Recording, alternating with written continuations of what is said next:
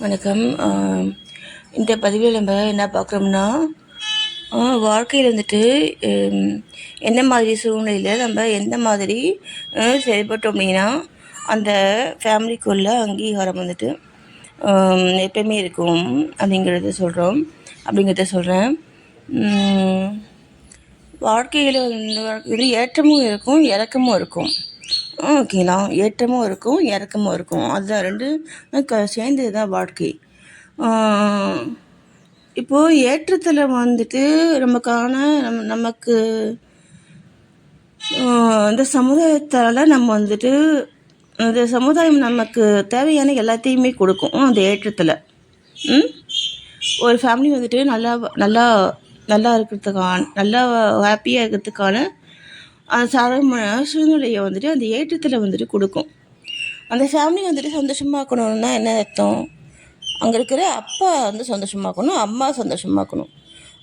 அம்மா அப்படி சந்தோஷமாக இருப்பாங்க. அம்மா வெளியில் போகிறவங்களா இருந்தால் அங்கே அங்கே கூடிய மனிதர்கள் சரிங்களா. அப்போது அப்பா வந்துட்டு அப்பா மட்டும் வெளியில் போகிறார் அப்படின்னா அப்பாவுக்கு கிடைக்கக்கூடிய அந்த ஒரு அங்கீகாரம் சரிங்களா. இது வந்து ஏற்றத்தில் வந்துட்டு எல்லா எல்லா எல்லா ஃபேமிலிக்குமே இந்த மரியாதை வந்து கிடைக்கும். ஓகேவா? இப்போ வந்துட்டு இறக்கத்தில் வந்துட்டு இந்த இந்த மரியாதை வந்துட்டு அவங்களுக்கு வந்துட்டு கிடைக்காது. அவங்களுக்கு கிடைக்கல அப்படிங்கிறத அவங்க வந்துட்டு தெரிஞ்சுப்பாங்க. எப்படின்ட்டு தெரிஞ்சுப்பாங்கன்னா, முன்னாடி பழகின மாதிரி அவங்க பழகின மனிதர்கள் முன்னாடி நடந்த மாதிரி இப்போ வந்துட்டு அவங்ககிட்ட வந்து நடந்துக்க மாட்டாங்க. அவங்க வந்துட்டு சீட் பண்ணுவாங்க. ஓகேவா? ஏன்னா வந்துட்டு உன்னால் வந்துட்டு எதுவும் செய்ய முடியாது அப்படிங்கிறத பயன்படுத்தி அவங்க வந்துட்டு சீட் பண்ணுவாங்க. இப்போது இந்த மாதிரி நிலையில் நம்ம என்ன பண்ணணும் அப்படின்னா, இது வந்து பார்த்திங்கன்னா இதுதான் வந்து பார்த்தீங்கன்னா உலக மனிதர்களுடைய இயல்பே இதுதாங்க. இப்போ நானும் நீயும் ஃப்ரெண்டாக இருக்கோம். என்ன என் மூலமாக உனக்கு சில நன்மைகள் இருக்குது, அதே மாதிரி உன் மூலமாக சில கிடைக்கிற நன்மைகள் இருக்குது. நன்மைகள் இருந்தால் மட்டும்தான் அவங்க நம்மளோட ஃப்ரெண்டாக இருப்பாங்க சரிங்களா. என்ன ஒருத்தருக்கு வந்துட்டு நன்மை செய்துகிட்டே இருந்துகிட்டே இருக்காங்க, இன்னொருத்தவங்க வந்துட்டு அதை வாங்கிட்டே இருக்காங்க அப்படின்னா அந்த நன்மை செய்கிறாங்க இல்லையா, அவங்க வந்துட்டு தெரிஞ்சுப்பாங்க. அதுக்கப்புறம் அவங்க வந்து ஃப்ரெண்டாக இருக்க மாட்டாங்க. அவங்க என்ன நினைப்பாங்கன்னா, எனக்கு தகுதியான ஆள் வந்துட்டு நீ இல்லை அப்படின்ட்டு அவங்க வந்துட்டு நாசுக்காக அவங்க வந்துட்டு அவாய்ட் பண்ணிடுவாங்க. ஓகேவா? என்ன அந்த அந்த மாதிரி தான் வந்து மனிதர்களுடைய குணமே இயல்பே வந்துட்டு இதுதான். ஓகேவா? அதனால தான் நம்ம வந்துட்டு ஏற்றமோ இறக்கமோ சரிங்களா, நமக்கு வந்துட்டு நம்மளுடைய இறக்கத்தில் நம்ம வந்துட்டு எந்த மாதிரி வந்து செயல்படணும் அப்படின்னா, நாமளாக தான் செயல்படணும் சரிங்களா. நம்ம ஒருத்தர்கிட்ட போயிட்டு வந்து ஒரு ஹெல்ப் வந்து கேட்குறோம். அதை வந்துட்டு அவங்க வந்துட்டு நம்ம வந்து சீட் பண்ணுறாங்க. நம்ம வந்துட்டு நமக்கான அங்கீகாரம் அங்கே கிடைக்கலன்னா நம்ம என்ன பண்ணணும்? அவங்க பக்கம் திரும்பக்கூடாது சரியா. மரியாதை தாங்க முக்கியம். என்ன சொல்கிறீங்க? என்ன நம்ம வழியை பார்த்துட்டு வந்துடணும். என்ன இப்போது என் வாழ்க்கையிலேயே வந்துட்டு இது மாதிரி வந்துட்டு இந்த மாதிரி சூழ்நிலை வந்து இப்போ எனக்கு வந்து வந்துச்சு. முன்னாடியே பார்த்தீங்கன்னா என்னை வந்துட்டு எல்லோரும் வந்துட்டு ரொம்ப வந்துட்டு ஒரு உயர்வாக, ஐயோ நீ பெரிய ஆள் நான் பெரிய ஆளாக சின்ன ஆளாக நான் கேட்டதே கேட்டேன். அவன்கிட்ட கேட்டேன்னா அவங்க அந்த மாதிரி பேசுவாங்க. உன்கிட்ட எல்லாமே இருக்குது, நீ ரொம்ப பெரிய ஆள், நீ பெரிய இடத்துல நீ வந்து இருக்க அப்படிங்கிறத மாதிரி தான் என்கிட்ட பேசுவாங்க. அந்த ஒரு மதிப்பாங்க, ஓவராக புகழ்வாங்க. அந்த மாதிரி வந்துட்டு பேசுவாங்க. அப்புறம் அப்படியே கால சூழ்நிலை கொஞ்சம் மாறும் பொழுது அப்படியே மாற்றி பேசுவாங்க. முன்னாடி புகழ்ந்து பேசினவங்களே அப்படியே தலைகீழ பேசுவாங்க. தலைகீழ பேசுவாங்க. அப்படியே அப்படியே தலைகீழ பேசுவாங்க. அப்படியே அப்படியே தலைகீழ பேசுவாங்க. அப்படியே அப்படியே தலைகீழ பேசுவாங்க. அப்படியே அப்படியே தலைகீழ பேசுவாங்க. அப்படியே அப்படியே தலைகீழ பேசுவாங்க. அப்படியே அப்படியே தலைகீழ பேசுவாங்க. அப்படியே அப்படியே தலைகீழ பேசுவாங்க. என்ன இவ்வளோதாங்க வாழ்க்கைங்கிறது இவ்வளோதான். சரியா? அதனால் மனிதர்கள் தரக்கூடிய எந்த ஒரு புகழ்ச்சியும் இகழ்ச்சியும் எகிழ்ச்சியும் எகிழ்ச்சி இகழ்ச்சிக்குமே நம்ம பெரிய அளவில் வந்து முக்கியத்துவம் வந்து தரக்கூடாது. சரியா? முக்கியத்துவம் வந்து தரக்கூடாது.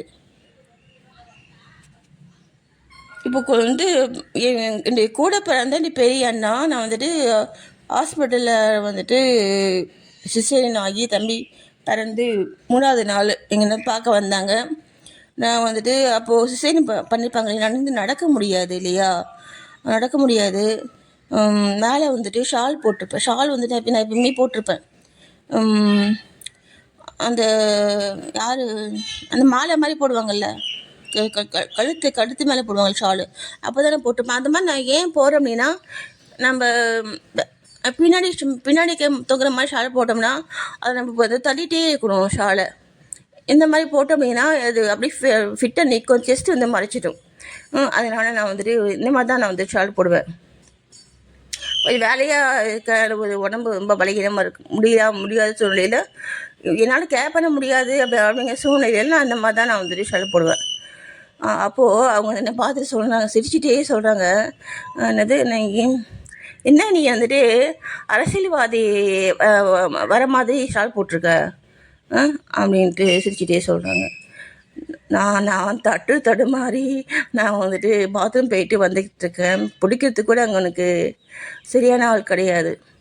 அந்த மாதிரி 3வது நாள் ஆப்ரேஷன் பண்ணி இன்னும் நடக்கவே முடியாது இல்லையா அந்தந்த ஸ்டேஜில். அவங்க சிரிச்சிட்டே சொல்கிறாங்க.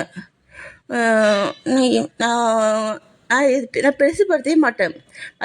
மற்றவங்க கிட்டேருந்து வரக்கூடிய எந்த ஒரு உணவுகளையும் எந்த ஒரு வார்த்தைகளையுமே நான் வந்து என்னுடைய மனதுக்குள்ளே நான் வந்து கொண்டு போனதே கிடையாது.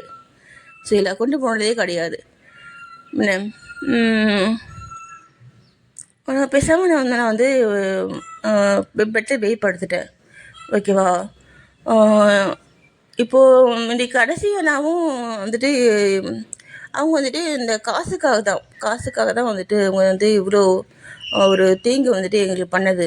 அப்போது மனிதனுடைய குணங்களை இது வந்து திரும்ப இப்போது அங்கே பெரிய அண்ணா ஃபேமிலி வந்து பார்த்தீங்கன்னா அவங்க வந்துட்டு அவங்க அண்ணி வந்து பார்த்தீங்கன்னா அந்த செக்ஸ் மூலமாக வந்துட்டு அவங்க கணவரை வந்துட்டு அவங்க வந்து மாற்றிடுவாங்க. நான் சொன்ன பார்த்தீங்களா? அந்த மாதிரி அவங்க வந்து ஸ்டார்டிங்லேருந்து அதை செய்வாங்க. அதை செய்து தான் நான் வந்துட்டு பல விஷயங்களை வந்துட்டு அவங்க வந்துட்டு சேர்த்து எங்கள் அண்ணன் அவங்க வந்து வாழ விட்டதே கிடையாது. அவங்க மட்டும்தான் வாழ்ந்துருக்காங்க அந்த ஃபேமிலியில். அது கூட இவருக்கு தெரியாது. புரியுதுங்களா? அப்போது இந்த காமம் இந்த காசு காசு இது ரெண்டு தான் பார்த்தீங்கன்னா ஒரு மனிதனுடைய குணத்தையே தீர்மானிக்குது. குணத்தையும் அவனுடைய நடத்தையும் அவனுடைய வார்த்தைகளையுமே இந்த ரெண்டு தான் வந்து தீர்மானிக்குது. செய்யலாம். அதனால் மனிதர்களை வந்துட்டு இவங்க எப்படி தான் அப்படின்ட்டு நம்ம வந்துட்டு அவங்கள வந்துட்டு பிலீவ் பண்ணுறதில் அர்த்தமே கிடையாது. அவங்க சாதாரணமானவங்க. சாதாரண என்ன சொல்கிறது, சிற்றறிவு வந்து உள்ளவங்க. நீங்கள் நம்ம இந்த மனித எண்ணங்களில் தான் நம்ம இருக்கோம். இப்போ மனிதர்கள் இந்த மனித இனத்தில் இருந்து நம்ம வந்துட்டு அந்த கடவுள் நிலைக்கு நம்ம வந்துட்டு உயரணும் அப்படின்னா நம்ம எந்த மாதிரிலாம் நம்ம வந்து பிஹேவ் பண்ணக்கூடாது. சரிங்களா? நிலையான மனது இருக்கணும். நிலையான மனது இருக்கணும். மனிதர்களை வந்து மதிக்கணும். சரிங்களா? இதை தவிர வேறு எதுக்கும் நம்ம வந்துட்டு பெரிய அளவில் வந்துட்டு முக்கியத்துவம் கொடுத்து நம்ம வந்து செயல்படக்கூடாது. சரிங்களா? அப்போ சிவனாலயத்தில் பார்த்தீங்க அப்படின்னா எல்லா ஜாதியிலையுமே அந்த சிவன் வந்து போயிருக்காரு. அந்த அந்த அவங்க வந்துட்டு இந்த அடியார்களாக வந்துட்டு இருந்திருக்காங்க. எல்லா மதத்தில் அவங்க இந்துக்கள் தான். ஜாதி பிரிவுகள், இந்த எல்லா ஜாதி பிரிவுகளையும் சிவன் வந்துட்டு ஆட்கொண்டு அவருடைய அந்த நாயன்மார்கள் வரிசையில் அவங்களாம் இருக்காங்க. அப்போ கடவுளுக்கு வந்துட்டு என்ன தேவை? கடவுளுக்கு வந்துட்டு என்ன தேவை? என்ன பிடிக்கும்? கடவுளுக்கு தேவையானது பார்த்தீங்கன்னா அது ஒரு நல்ல மனது. நல்ல மனது. அது மட்டும்தான் தேவையாக இருக்கும். ஓகேவா? அப்போ நாம் இந்த மனித இனத்தில் இருந்து நம்ம அந்த கடவுள் நிலைக்கு நம்ம வந்துட்டு உயரணும் அப்படின்னா நம்ம அந்த மாதிரி இதுதான் நம்ம இருக்கணும். அதாவது மனிதர்களை வந்து மனிதர்களாக பார்க்கணும். சில மனிதனாக பார்க்கணும். எனக்குள்ள கஷ்டம் வந்து வருதுன்னா அந்த கஷ்டம் வந்துட்டு உனக்கு வந்துச்சுன்னா நீ எவ்வளோ வந்து சஃபர் ஆவ அப்படிங்கிறத நினைக்கணும். அவங்களுக்கு அந்த கஷ்டம்னா அது தனக்குள்ள கஷ்டமாக பார்க்கணும். இதுதான் வந்து மனித அறிவுங்கிறது. இதுதான் பகுத்தறிவு. இந்த பகுத்தறிவோடு செயல்படுங்க. ஓகேவா? கடவுள் நமக்கு துணையாக இருப்பார். நம்ம வந்துட்டு இந்த பிறவியிலேயே நம்ம வந்து கடவுளை போய் சேர்ந்துடலாம். நன்றி.